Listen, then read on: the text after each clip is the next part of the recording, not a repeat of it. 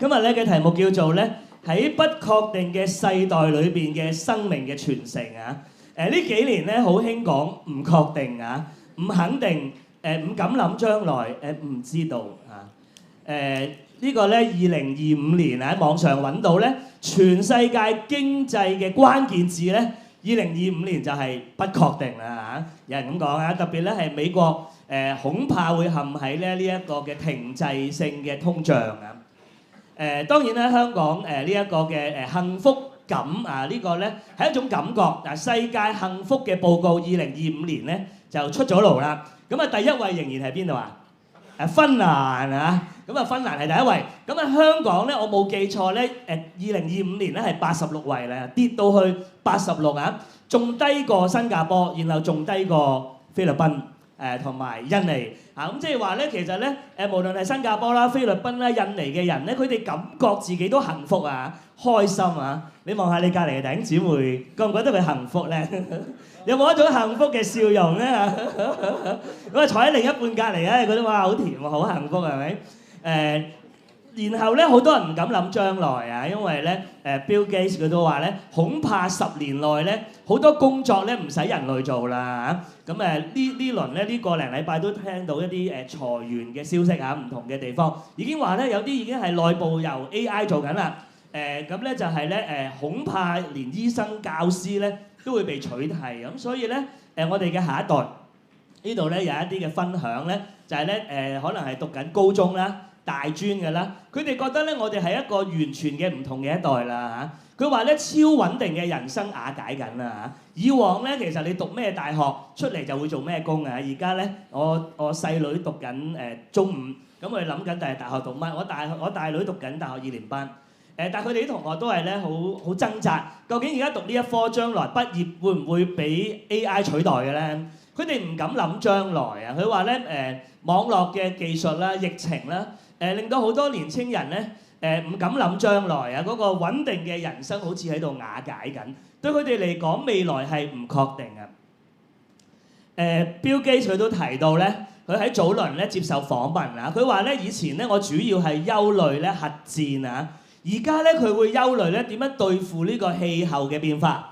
對付咧呢個生物嘅攻擊啊，即係啲動物嗰啲嘅病毒咧，同人咧互相嘅交叉感染咧，帶嚟可能好大型嘅一啲嘅大規模嘅疫情啊！呢個咧係 Bill Gates 好擔心，然後佢會好擔心咧 AI 會失控啊，會失控。咁我前2日咧睇網上啲嘅資料，但係未知係有幾真實，就話 AI 互相之間會溝通嘅，而家可以。咁啊！如果你熟悉啲，你可以話俾我哋聽，可以點樣去留意呢樣嘢？如果真係咧，其實有啲人會擔心會唔會失控咧嚇。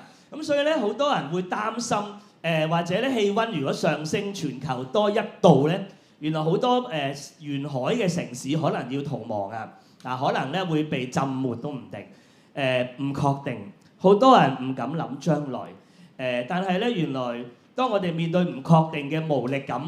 其實更加讓我哋諗，我哋作為人究竟為咩而活嘅咧嚇？我哋要向下一代傳承啲乜嘢咧嚇？其實如果我哋覺得我哋呢一代係好唔確定，係好動盪，其實耶穌降生嘅年代同樣都好動盪，同樣都好多唔確定。因為耶穌係幾時降生嘅咧？就係俾羅馬帝國管治嘅時候，佢嚟到降生嘅。然後羅馬帝國會對猶太嘅文化、宗教做好多嘅壓制。政治好緊張，好動盪。當時負責管理猶太人嘅希律王好強、好殘暴、好專制。你記唔記得佢為咗要殺呢一個基督，2歲以下嘅 BB 都殺晒，所以帶嚟係幾恐怖嘅一個嘅君王，一個嘅希律。猶太嘅領袖腐敗，依附住政權。當時嘅稅收好重啊，所以佢哋好唔中意啲稅吏。社會階層明顯嘅分化分裂，好多猶太人都好貧窮，所以耶穌講道嘅時候要用5餅2魚餵飽5000人。耶穌話佢哋嚟聽到，我唔忍心叫佢哋餓住翻屋企啊！5000人都係冇嘢食。所以喺耶穌降生嘅年代，好多人渴望彌賽亞快啲嚟，因為呢個世代我諗唔到將來係點，好黑暗、好動盪。所以耶穌嘅年代，好多人期望基督快啲嚟。邊個係基督？邊個係彌賽亞？今日嘅講道咧，我哋會提到咧路加福音第2章22到52節。其實咧第1節到21節係我哋好熟嘅經文，就係耶穌基督降生喺馬槽，然後天使向牧羊人報佳音。咁我哋就唔講呢兩段啦，因為聖誕節成日都講啊。反而我哋今日集中睇咧喺不確定世代裏邊咧嘅生命傳承。呢段經文講到有3代。首先我哋會睇2個得償所願嘅長者，然後1個將要心碎嘅母親，跟住1個與別不同嘅少年人。佢哋呢度係3代，呢3代係點樣喺一個黑暗好動盪嘅世代裏邊傳承信仰、傳承一種敬虔咧嚇。咁我哋首先咧就睇長者啊，得償所願嘅長者啊。呢度咧提到咧盼望係使人堅持敬虔啊。當佢有盼望，佢就能夠活出敬虔。我哋一齊讀呢幾節好嘛？預備起，按摩西律法。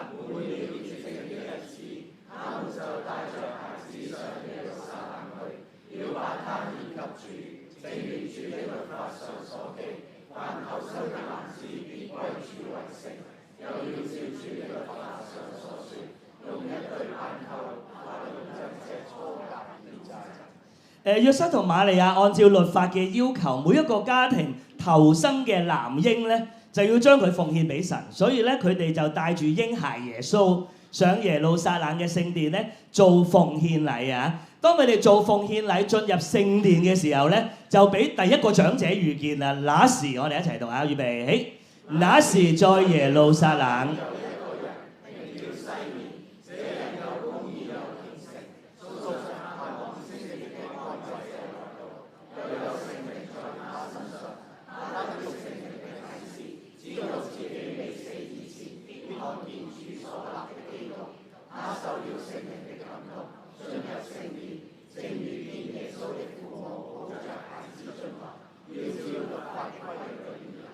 喺度形容西面呢一個嘅長者，佢係一個好黑暗動盪嘅世代，佢堅持公義，佢行公義又虔誠，係好唔容易。但係因為佢係有盼望，素常盼望以色列嘅安慰者，佢盼望緊基督嚟，盼望使人堅持敬虔。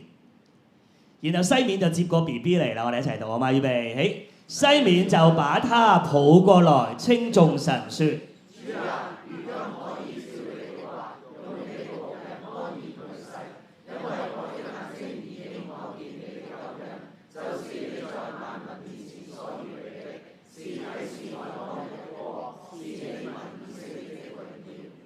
一陣間我哋會繼續睇呢段經文，我哋睇埋第2個長者先啦。第2個長者係女先知亞拿，我哋一齊讀好嘛？預備起，又有位女先知。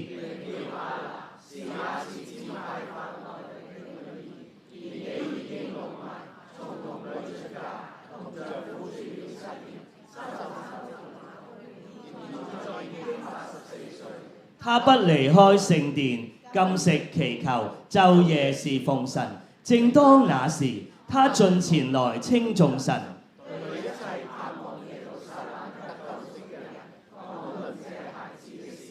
喺度經文同樣強調呢位嘅長者佢嘅生命佢嘅敬虔啊！呢位嘅長者呢位嘅女先知，佢好早就嚟到寡居啊，甚至咧係寡居咗84年啊！所以咧嗰個歲呢個字咧可以喺原文解做年啊。有啲解經家話佢就84歲啦，有啲就話咧佢已經守寡守咗84年。不過佢好專心，當佢守寡嘅時候，佢一路冇離開聖殿，喺嗰度專心嘅禁食祈禱，晝夜嘅侍奉神。佢嘅敬虔源於佢對神嘅盼望啊！因為當佢見到耶穌基督，佢就對一切盼望耶路撒冷嘅人咧嚟到講論呢一個孩子嘅事。弟兄姊妹，我哋當中嘅長者咧，常常都會話：牧者，我為你祈禱啊！佢哋真係好敬虔，用禱告嚟到服侍神。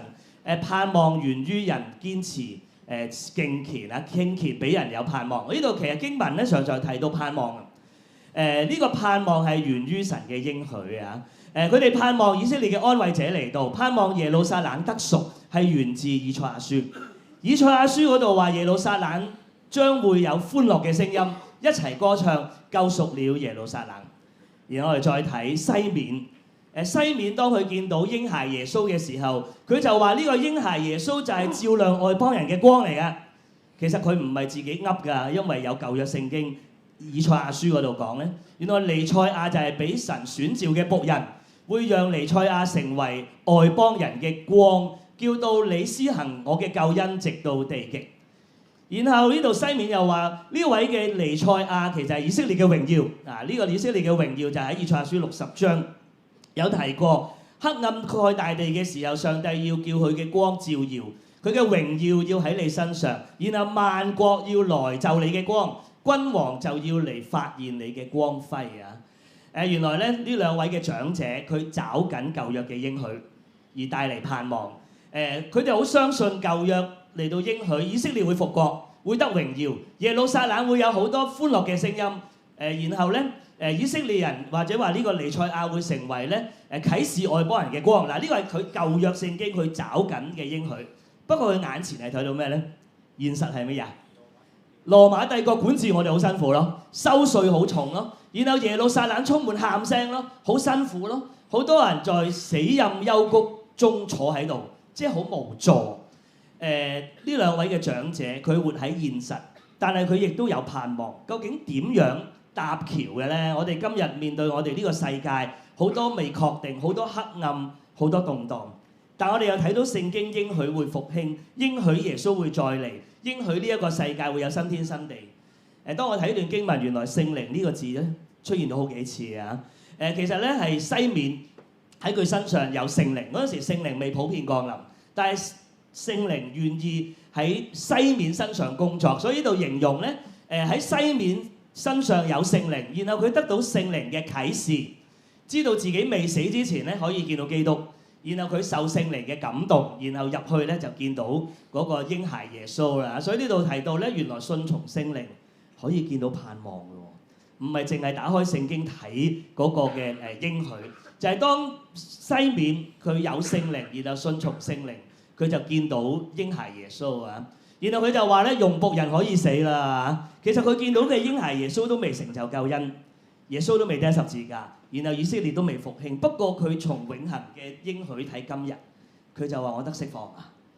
佢從永恆嘅應許睇今日嘅苦難，佢話我已經得到釋放。佢嗰種信心係從永恆睇到今日。佢話我已經看見你嘅救恩啦，已經睇到啦。然後佢話我可以死得啦，係嘛？然後呢位嘅女先知，佢見到呢個嬰孩耶穌啫，佢就嚟稱頌神啦，即刻。然後出去同其他人講論呢個孩子嘅事啊。佢未見到十字架救恩成就，未見到以色列國復興，但係佢見到嬰孩耶穌，佢已經嚟到頌讚神。我哋好想咧，今日學3個功課。第一樣咧就係要傳承一份嘅盼望。今日呢個唔確定嘅世界係冇乜盼望。但係聖經裏邊俾我哋知道，盼望源於神嘅應許啊，傳承找緊應許嘅盼望。咁當然咧，其實我哋要分辨下咩叫願望。我哋咧都會生日嘅時候會許願噶嘛。咩叫做盼望咧？如果一般嚟講啊，咁我大概整理咗有幾個嘅分別。願望就係你想要嘅嘢咯，盼望就係可能係你生命需要嘅嘢。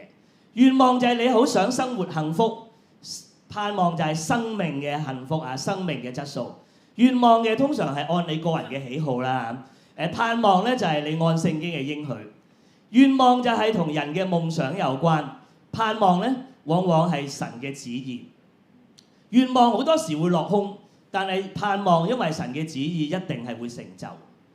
願望係你靠自己努力去追，不過有時未必追得到。盼望係一定會成就，因為神應許嘅一定成就，仲要藉着你同我去成就。所以神嘅旨意一定成就，不過爭在我有冇份參與，你有冇份參與。最後願望係聚焦喺現世，但係盼望係從永恆看現世。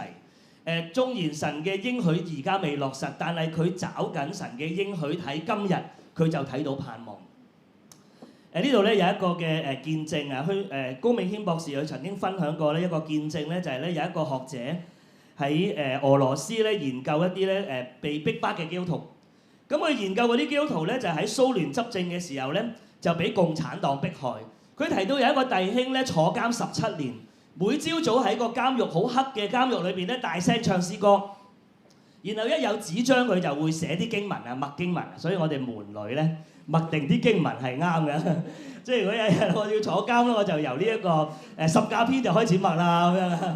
咁啊，原來咧每朝早唱詩歌同默經文咧，成為佢17年喺監獄裏邊咧，唯一佢能夠撐住佢同神嘅關係嗰兩樣嘢啊，就係唱詩歌同埋默經文。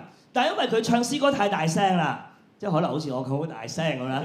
監獄嗰啲人就投訴佢啦，唔好再唱啦，唔好再講你嘅信仰啦，好煩啊！連啲獄卒都唔中意佢。後來有獄卒同佢講：你再喺度唱詩歌，你再喺度寫經文，我會捉咗你屋企人，威脅佢啊！過咗冇幾耐，佢真係咧話俾呢一個嘅弟兄聽：我已經捉咗你屋企人啦。呢個弟兄好緊張，然後同個獄卒講：我唔再信耶穌啦，你幫我寫一個聲明，我不再是基督徒啦，你放翻我啲仔女啦，放翻我個老婆啦。咁個獄卒就真係幫佢準備呢個聲明。喺嗰一晚，當佢祈禱嘅時候，神俾佢睇到一幅圖畫，就係佢個老婆同啲仔女喺度祈禱，好平安，冇事，冇俾人捉。嗱，呢個神俾佢嘅獨特嘅盼望啊！咁如果你係佢，你聽到神俾你嘅咁嘅盼望，但係你係真係未見到出監，你冇出監見到佢哋嘅，你信唔信啊？但係佢好相信呢個係神俾佢嘅盼望，於是佢第二日同個獄卒講：我唔會簽呢一份我不是基督徒嘅聲明啦，繼續唱詩歌，繼續抄經文，直到呢個弟兄出監，佢太太係平安，佢嘅小朋友係平安。佢找緊嘅唔係自己嘅想望，係神嘅應許。當然佢同神去親近，佢好相信呢個係神俾佢嘅應許，神俾佢嘅盼望。喺聖經裏邊咧，有好多嘅經文都話俾我哋聽，喺今日呢個現世唔容易嘅世代，有10個俾我哋咧帶嚟盼望嘅應許。神應許我哋新天新地係一定得嘅，神會永遠同我哋同住。神話我要擦去你嘅眼淚。通常我哋大個，我哋喊嘅時候，冇人幫我哋抹眼淚嘅啦，係咪？最多遞包紙巾俾你，但係將來返天家，邊個幫我哋抹眼淚？上帝幫我哋抹眼淚。然後佢話唔會再有死亡、悲哀、哭號、疼痛，喺永恆裏邊唔會再有疼痛、死亡。永恆裏邊耶穌基督會作王，直到永遠。佢嘅國度、佢嘅政權係最公平、公正、公義。將來我哋會有永遠嘅榮耀同埋永遠嘅獎賞。喺天家我哋會再見面。今日喺呢個地上好艱難，好多未知嘅嘢，但係耶穌話我將我嘅平安，你要知道耶穌話我將我嘅平安留俾你。試探總會有出路，恩典夠用。最後耶穌話：你哋要守聖餐，直等到我再來喝新酒嘅日子。呢10個係聖經明明嘅應許，讓我哋要找緊呢啲嘅應許，活喺今日一個動盪、唔容易、唔確定嘅嘢。呢個世界太多嘢唔確定，但係神嘅應許係實實在在。所以耶穌好中意講一個口頭禪㗎，我實實在在告訴你們啊嘛。咁所以你要留意咧，聖經提到我實實在在嗰啲嘢咧，正正就係對應我哋今日好多嘢唔實在嘅時候咧，我哋就要翻聖經去睇上帝實實在在應許我哋嘅嘢。當然你話其實呢啲嘢係咪真係一定得㗎？我諗起呢節聖經喎，嚟一齊讀。我話預備起，這聖靈是我們得基業的憑據，直等到神之民被贖。原來聖靈就係將來我哋得基業嘅憑據啊！其實憑據嘅意思喺原文係落訂、訂金、首期。我哋通常買樓咧，以前就俾1成，咁我當年買樓就要俾3成最少啊！咁啊，原來咧你越俾首期俾得多咧，即係代表你有誠意，你一定會贖翻層樓噶嘛，你冇咁輕易撻訂噶嘛。當我睇段經文咧，保羅話上帝用啲乜嘢喺我哋身上落訂咧？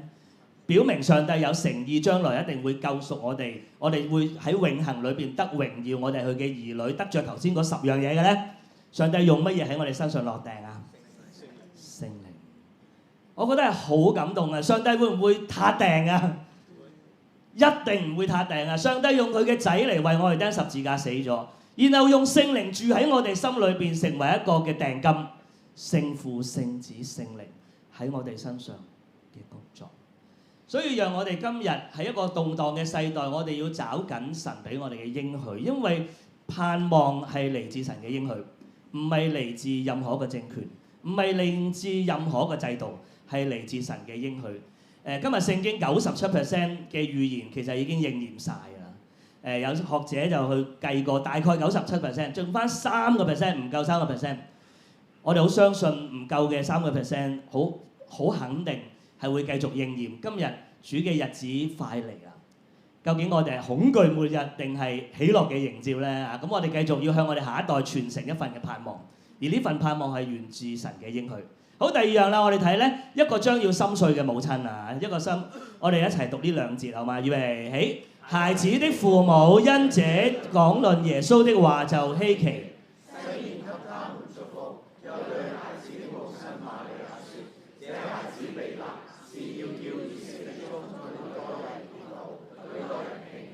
嗱，西面咧就見到咧就祝福佢哋啦嚇，咁即係好似咧我哋有小朋友滿月咧，我哋祝福噶嘛。通常小朋友滿月你會祝佢咩㗎？快高長大啦，健健康康啦，係咪？人見人愛啦。但係西面咧，佢見到呢個耶穌 BB 同埋媽媽咧就祝福佢咩啊？嗱，你個仔咧第日會被按立，咁啊唔係做牧師喎，做按立咧就做彌賽亞。不過咧佢會引起咧以色列好多紛爭嘅，好多人憎佢嘅。唔中意佢嘅，因為佢嘅出現咧會帶嚟分裂、帶嚟紛爭。有人因為佢興起而得救復興，有人因為佢跌倒。哇！呢個係祝福嚟嘅咩？如果我哋去有人滿月，我哋唔會講呢啲咁嘅嘢嘅喎。但係原來喺神嘅計劃裏邊，原來呢個係祝福嚟嘅喎。我哋再睇落去，佢話你個仔咧要成為眾人嘅話柄、毀謗嘅話柄，會叫好多人心裏嘅意念顯露出嚟啊！其實神嘅計劃比人嘅計劃高超。原來上帝就係要藉著耶穌基督嘅十字架成為一個試金石，一個信心嘅試金石，透過十字架揭露人內心嘅底牌啊！嗱，呢個就係神嘅計劃，比你同我高明啦。相信十字架嘅人就會得救，拒絕十字架嘅人就會跌倒沉淪。不過最難嘅咧就係瑪利亞要放手啊！要讓佢嘅仔做危險嘅工作。其實瑪利亞要走進神嘅計劃，好需要有勇氣。當佢願意被聖靈感孕嗰陣時，佢係未結婚嘅，只係許配咗俾約瑟，一定帶嚟好多爭議、好多壓力。當時所謂叫做未婚要產子啊嘛，未正式嚟到去結婚。佢已經好有壓力㗎啦。但係當佢嘅仔大，佢要放手啊，讓耶穌做危險嘅工作。佢話：你嘅仔要成為毀謗嘅話柄。喺原文喺唔同嘅譯本就係話你嘅仔會成為眾矢之的，會受眾人嘅攻擊。如果你嘅小朋友滿月嘅時候，神感動你，將來你嘅仔要做嘅行業係好危險嘅，好多人唔中意佢嘅，帶嚟分裂嘅，眾人會攻擊佢嘅。咁你會話咩啊？唔好搞啦，唔好搞啦咁樣啊！阿仔你跟我嘅 agenda。原來瑪利亞要學放手，讓佢嘅仔進入神嘅 agenda。係一啲都唔容易。然後西面繼續講，將來你嘅心要被刀刺透。呢個聖經學者相信就係佢預告緊瑪利亞將來係會親眼見到耶穌釘十字架，心如刀割。如果你係媽媽，你聽到咁樣嘅祝福，你會有咩諗法？當然可能瑪利亞未必明得晒啊，所以佢成日都將咧佢所聽到嘅擺喺心裏邊做咩啊？反覆思想啊嘛，唔一定佢明得晒。但係我覺得好感動咧。當佢聽完之後咧，佢嘅反應係咩咧？我哋一齊讀呢兩節好啊！預備起，約瑟和瑪利亞照主的律法辦完了一切的事。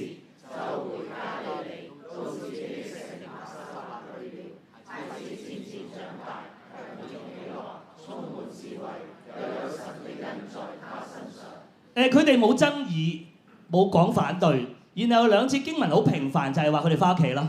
聽完咁刺激嘅祝福，佢哋就回到生活中，勇敢遵行神嘅召命，翻到去好好咁湊大耶穌，使耶穌健康成長，充滿智慧，有神嘅恩典喺佢身上，好似好平凡嘅一對父母，將佢嘅兒子養大成人，但係願意放手佢嘅兒子進入神嘅計劃。回到生活中，勇敢遵行召命。今日咧我哋要學嘅第二個功課就係傳承勇氣。今日喺呢個世代，好多人都冇乜勇氣，好就係因為唔確定，所以唔敢做呢樣，又唔敢做嗰樣，就係因為咧唔知將來點，又唔敢 make decision，又唔敢決定係點。但我想話，透過呢段經文話俾我哋聽，勇氣係嚟自人知道嗰個係神嘅召命。勇氣係嚟自神嘅 calling，所以瑪利亞同約瑟佢有一個遵行召命嘅勇氣，呢個係我哋今日做父母需要向我哋嘅下一代傳承嘅呢份嘅勇氣。就係話俾我哋下一代聽，我哋要放手，我哋嘅仔女唔係要行我嘅 agenda， 係佢要帶領佢認識神喺佢身上嘅旨意，就讓佢跟住神去行。當佢知道嗰個係神嘅 calling， 佢有勇氣。1956年喺美國有5個嘅弟兄係專業人士，大學畢業。後來佢哋蒙召做咗宣教士，佢哋要去到當時一個最危險嘅部族度傳福音，叫做奧卡族。呢個部族係好兇殘，係好惡，其他嘅部人都其他族嘅都驚咗佢，但係佢哋係未得救嘅民族，佢哋向佢傳福音，所以佢哋咧都好有智慧地咧用飛機嗰架飛機啊，當然拍咗個電影，咁啊用架飛機咧就咧掟啲禮物落去啊，投擲啲禮物落去佢哋嘅居住嘅地方。咁啊掟禮物掟咗幾個月啦，諗住咧係雞髀打人教完啊送禮物表示好意，咁啊掟禮物，咁啊掟咗幾個月咧，佢哋都有嚟收禮物㗎。咁啊然後幾個月之後咧，佢喺呢個部族幾公里以外咧，佢哋第一次降落喺嗰度紮營。降落之後5日，有人發現5具男人嘅屍體，就係俾嗰啲好尖嘅長矛殺死咗。然後就發現呢5個男人嘅身上係有槍嘅，但係佢哋被殺嘅時候，佢哋冇攞槍嚟到射殺嗰啲嘅部族，因為佢哋知道佢哋嚟向呢個部族嘅人傳福音，要同佢哋講耶穌基督犧牲嘅愛。但係呢5個嘅男人就係咁樣犧牲咗自己。後來個故事冇完，就係佢哋5個老婆、5個嘅遺孀、5個嘅年青嘅寡婦，帶住佢哋嘅小朋友。佢哋話：我哋要承繼我哋丈夫嘅遺願，我哋要有智慧地點樣入呢個村，繼續同佢哋建立關係，同佢哋咧去教佢哋生活嘅技能，學佢哋嘅話。佢哋帶住5個寡婦，帶住啲小朋友，用咗50年住喺佢哋中間，同佢哋建立關係，建立信任。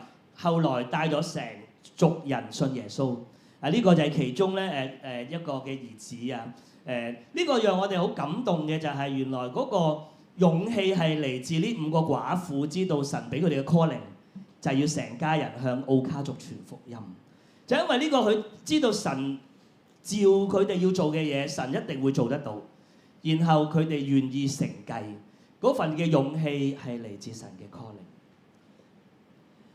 當然我哋今日傳福音咧，我哋叫人嚟呢個6月報道會咧，就唔需要死咁嘅。今日喺香港我哋好感恩，我哋可以自由傳福音。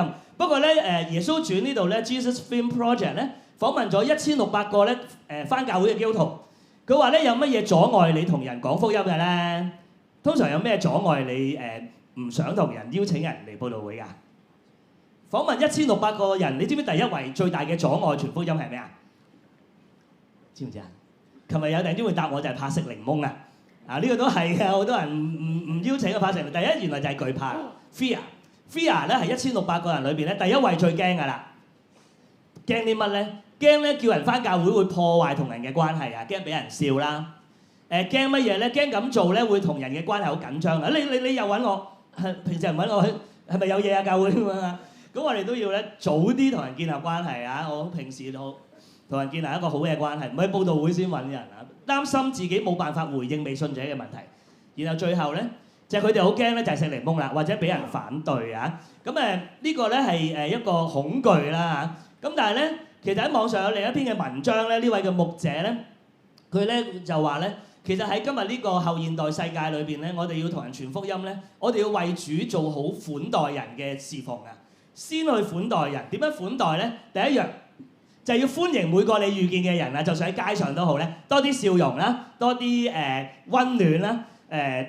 我其實上2個禮拜咧9點鐘朝頭早咧，我去睇醫生。我好少9點鐘朝頭早去中環嘅。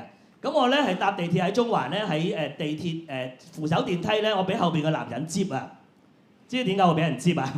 朝頭早9點啊！咁我睇緊手機啊，無端後邊有男人喺度接喎，接我乜嘢咧？原來我發現我企錯位啊！因為你知道咧，原來咧應該係企邊邊㗎？右手邊㗎，企右手邊㗎。如果你唔喐，左手邊要留翻條通道咧俾人上嘅。咁我就發現咧，我就覺得哎呀，我俾人接。然後神就提我，其實有時你心裏邊都接人啦咁樣。即係咧，有時可能個收銀員收得慢咧，我喺後邊咧會接嗰個阿姐，會收快啲啦，我趕時間啦咁樣嚇。或者個紅綠燈成日都唔轉綠燈咧，我就心裏邊接啦。哎呀咁耐嘅咁樣。咁但係原來咧，其實如果我哋能夠多啲笑容，多啲關懷，呢個係我哋傳福音第一步。少啲黑面少啲接人啊，多啲耐性。第二就係真誠關懷每一個人，唔好假，唔好淨係佈道會之前先揾人啊。然後第三，我覺得幾有意思嘅第三就係多啲愛你圈外嘅人啊！呢個我哋喺門裏成日都會叫弟兄姊妹做嘅。你唔係淨係愛你中意嘅組員，唔係淨係同你熟嘅人一齊，你唔熟嘅人，你嘅鄰居，唔熟嘅同事，正係你要愛佢。然後第四點咧就係請我哋翻嚟食飯。咁佢就話咧，你開放你屋企啦，請嗰啲你唔熟嘅人翻嚟你屋企食飯啊！呢個對我嚟講咧，都係一個挑戰嚟㗎。我諗我都要咧同師母傾下啦，我哋都要學下。開放我哋屋企煮餐飯，唔係淨係俾弟兄姊妹食啊！弟兄姊妹一定係我所愛，好想請你哋嚟食飯。但係原來咧，愛嗰啲圈外嘅人咧，原來都讓佢哋感覺到被款待、被愛。呢個係我哋做福音嘅預工咧。原來一切要從咩啊？勇氣開始啊！所以如果你話我哋今日傳福音唔使要死嘅，但係我哋要開口唔怕食檸檬。落街派單張唔怕食檸檬，甚至開放我哋屋企請我哋唔係太熟嘅人，又或者唔一定開放屋企嘅，請佢喺樓下附近食飯，呢個都係需要一份嘅勇氣。楊姨佢話：如果我哋生命裏邊有啲嘅艱難，其實都係召命嘅一部分。瑪利亞要心如刀割，但係神一早計劃好，就算係壞嘅事，其實都係神嘅禮物，為要成就更好嘅嘢喺我哋身上，喺神嘅國度。所以呢個係我哋今日要學第二樣，我哋要傳承嘅就係一份勇氣。最後我哋要傳承啲乜咧？我哋睇一個與別不同嘅少年啦，第三代啦，就係少年人，呢個係耶穌啊！我哋一齊讀啊嘛，預備起。每年到逾越節，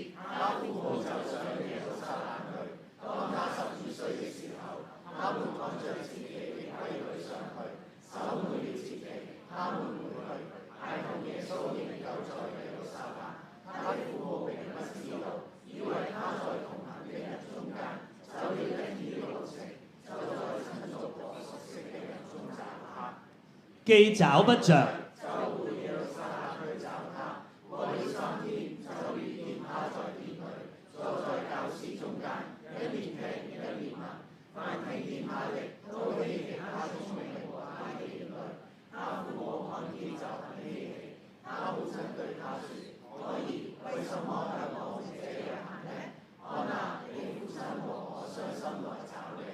約瑟瑪利亞每年逾越節都帶埋耶穌佢哋上去守節。喺耶穌12歲嘅時候就發生呢件事啊！佢哋同樣係咁樣守節，過完節之後咧就翻屋企。咁當時耶穌12歲咧，有啲解經家就話咧，可能佢就唔一定跟住爸爸媽媽行嘅嗰條隊，可能跟啲男人行，所以佢都冇特別留意個仔喺咪身邊。咁總之咧就行咗1日路程，先發現唔見咗個仔，然後仲要揾，跟住咧揾到咧就已經係3日後，原來佢喺聖殿。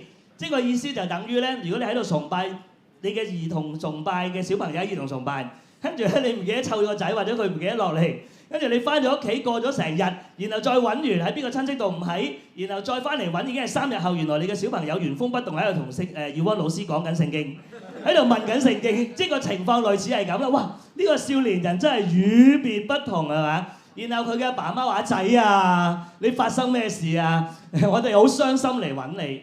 跟住個仔答乜咧？我哋一齊讀啊！話預備起。耶穌說：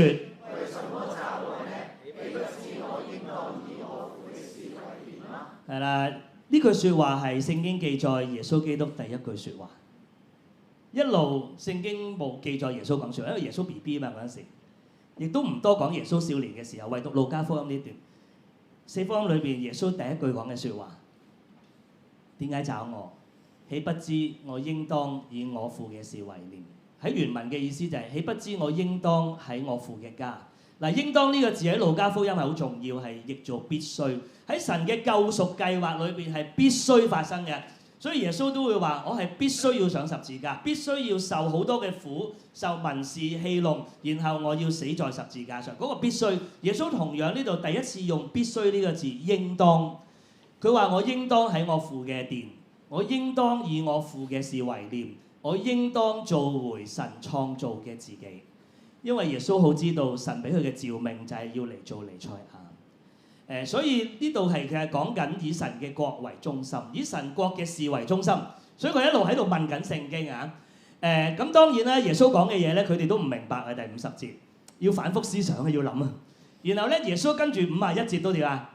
有冇跟阿爸阿媽翻去啊？有啊，嗱你留意啦，咁就唔可以咧啲小朋友哇你做乜走咗去啊？小朋友話耶穌都係咁啦咁樣。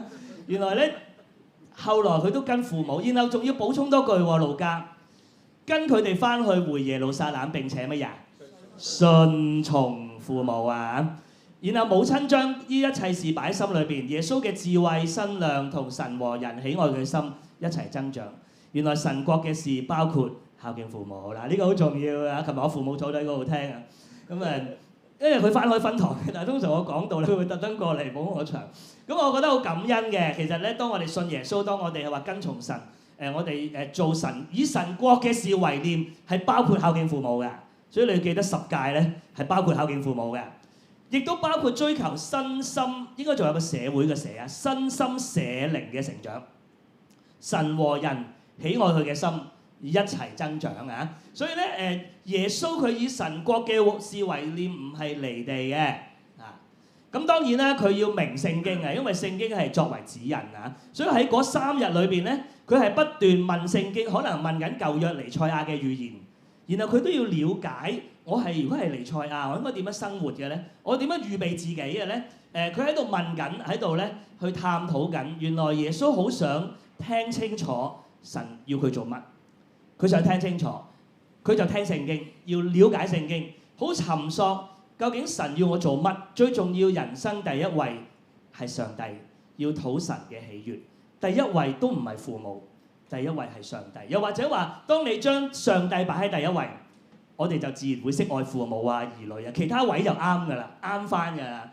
當我哋以上帝為第一位，或者讓上帝為我哋人生嘅中心，其他嘢就擺得啱。調翻轉，我哋人生嘅中心唔係上帝咧，其他嘢會亂晒龍。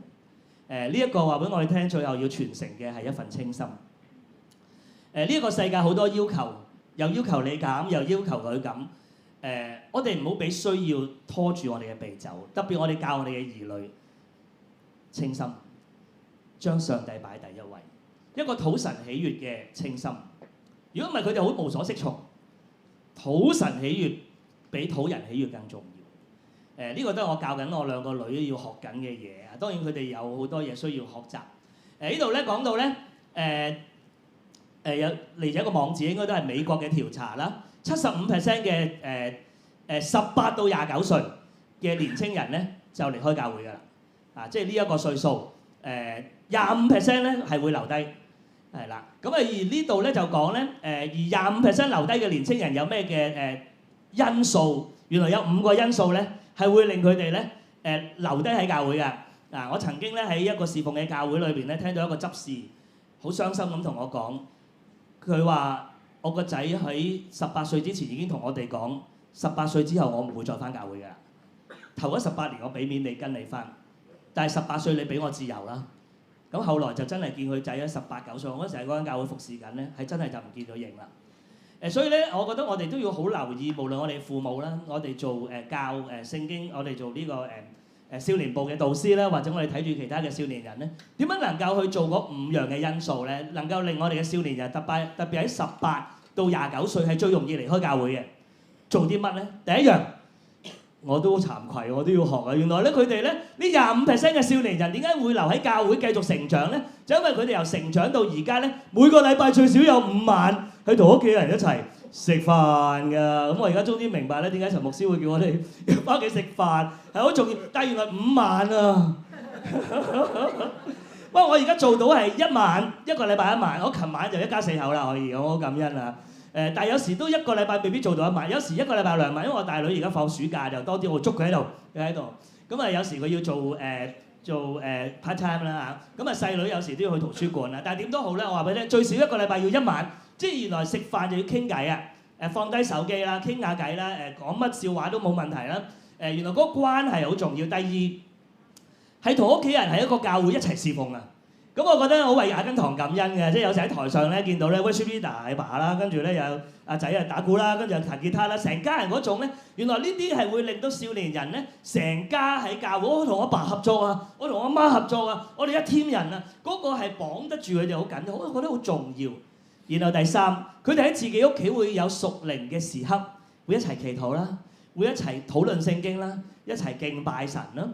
第四，佢哋年輕嘅時候就喺教會被委任有意義嘅事工，話有意義嘅侍奉崗位。所以咧，其實我哋越早俾我哋嘅下一代，當然佢哋嘅靈性要慢慢成長，俾佢可以做可能 worship team 啦，或者俾佢做迎新啦，俾佢做啲乜嘢，讓佢能夠知道我喺教會有角色，我有貢獻，我有咧侍奉。最後咧就係除咗父母之外，要有一位靈命成熟嘅成人導師，有生命導師同佢讀。嗱，呢5樣嘢係令嗰25% 嘅年青人咧繼續留喺教會。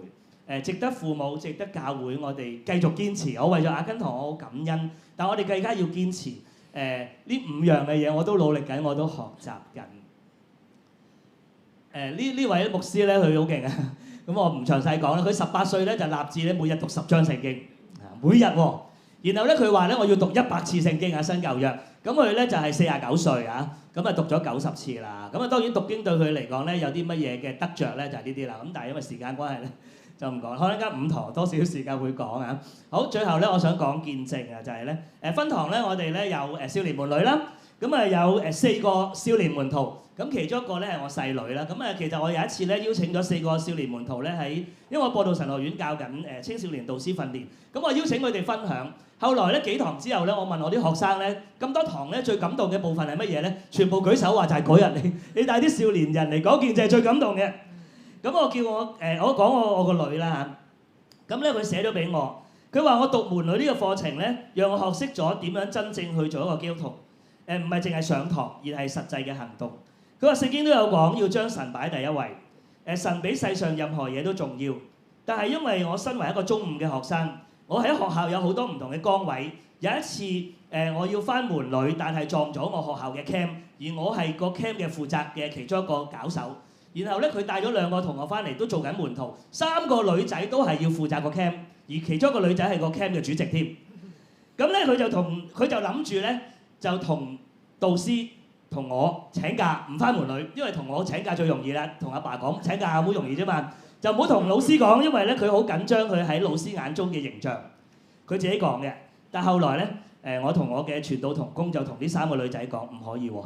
你一早應承咗話俾我哋聽，一早俾晒啲 schedule， 你門女係要翻嘅喎。你首先你哋3個要同學校講，去唔到個 camp， 夜晚自己完咗門女入嚟。佢哋硬住頭皮，嗰間係基督教學校，同佢哋學校嘅主任講，嗰個 camp 係佢哋3個係搞手，其中一個主席。佢話我要翻教會門訓8點鐘，我哋先至嚟。老師覺得使唔使咁執着？基督教學校喎。然後佢哋醖釀咗啲時間先至答佢，我哋調整咗喺成個 camp 裏邊嘅活動，因為主席都嚟唔到嗰晚，調整咗放佢哋。咁其實我同我同工就諗咧，如果佢肯同老師講咧，老師唔放人我都冇問題，我唔想佢哋難做啊。但係我覺得佢哋我覺得好感恩，佢哋願意講。講完之後咧，老師放人，咁啊嗰日門訓完咗8點鐘，我就用的士車咗3個妹仔去西貢。冇雷公咁遠，喺嗰度咧就去帶佢哋入 camp。後來我個女就寫咧，我話我而家知道咧咩叫將神擺第一位，就唔係口號。原來當有掙扎，腳係投票最誠實。佢話從呢件事我知道，我將神真係擺咗喺第一位。然後佢就話咧，其實咧以後有好多件事咧都會挑戰我係咪將神擺第一位嘅。然後好容易佢就會諗一個 easy way out，就同阿爸請假就算啦。我覺得佢寫係一個真實，佢話佢勇敢踏出咗第一步。我相信係神感動帶領我學習將神擺第一位，討神喜悅。我覺得好感動嘅意思就係你唔需要將阿爸擺第一位，你將上帝擺第一位，我就最開心啦，我就最安心。今日喺唔確定嘅世代裏邊，我哋要傳承盼望，我哋要傳承勇氣，我哋要傳承一份嘅清心。可以請敬拜隊。如果用另一個嘅角度講，我哋要傳承嘅係神嘅盼望，係 hope， 而唔係你嘅願望，唔係 wish。我哋要傳承嘅係神嘅旨意，神嘅旨意先一定會成就，而唔係你嘅 agenda， 唔係我嘅 plan。要傳承嘅係真理，真理係確定嘅，但係呢個世俗嘅 idea 係會轉變，亦都唔一定合神嘅心意。最後其實係講緊乜呢？係要傳承門徒嘅生命，係一份嘅生命，而唔係宗教嘅規條 do and don't。我哋嘅下一代要明白 do and don't 背後嘅 why 先至重要，嗰個 why 先係佢哋進行嘅動力。曾經有人問過 AI，如果你有人類嘅身體，你會想體驗啲乜嘢？嚟緊好多人會擔心 AI 喺功能上會取代人類好多嘅工作，但係 AI 都羨慕人類喎。佢話：我好想體驗喺冬天嘅時候摸住杯熱飲係點樣，喺夏天熱到死，我想食個冰凍嘅雪糕係點樣，我好想體驗咧踩單車跌傷隻腳有傷口流血係點樣。佢話：好想體驗俾人擁抱拍拖愛係點。咁當然拍拖愛就會流淚，我好想體驗喊係點樣。然後佢話：我好想體驗有皺紋係點樣。AI 係唔會有皺紋嘅，變老係點樣？弟兄姊妹，呢啲就係作為人類我哋會有嘅嘢。今日我哋喺一個好大嘅恐懼 AI 會取代人類嘅時候，我哋要值得去諗，作為人其實我哋要活出一個點樣有溫度、愛神愛人嘅生命。董家華牧師都係咁講，佢話作為人，我哋要諗下我哋人嘅獨特性喺邊，我哋又點樣能夠活得似一個人？我哋要重新嘅理解咩叫做神嘅形象樣式。我哋係按神嘅形象樣式所做嘅人類，我哋係尊貴嘅。有好多嘢係 AI 唔會取代得到嘅，唯有基督嘅福音能夠提供答案。求你以真理愛引導我哋一齊起立好嗎？用呢首詩歌作為我哋對神嘅回應好嗎？喺呢個世界好多唔確定嘅嘢，但係我哋好知道唯有神嘅愛，唯有神嘅真理確定，唯有神嘅真理同愛可以引導我哋行前邊嘅路，直到我哋翻去見主，或者直到主再來。我哋唔使擔心被 AI 取代，但係我哋反而要擔心我哋係咪活出神嘅形象樣式。我好想為大家禱告，如果你都願意傳承一份敬虔門徒嘅生命俾下一代，俾我哋身邊嘅人，我想請你將手擺喺心上邊，我哋一齊禱告。主，當我哋將手擺喺心上邊，我哋感受到我哋嘅心跳，呢個係你創造我哋係人類嘅特徵。主，就讓我哋立志，我哋要活出敬虔門徒嘅生命。求你幫助我哋，讓我哋打開我哋嘅心，讓你嘅真理引導我哋，讓你嘅愛引導我哋，以致我哋能夠喺一個唔確定嘅世代，能夠活出你確定嗰個盼望，嗰份嘅召命，嗰份嘅呼召，嗰份嘅應許。主，求你加能賜力幫助我哋，我哋一齊舉起手領受從三一真神嚟嘅祝福。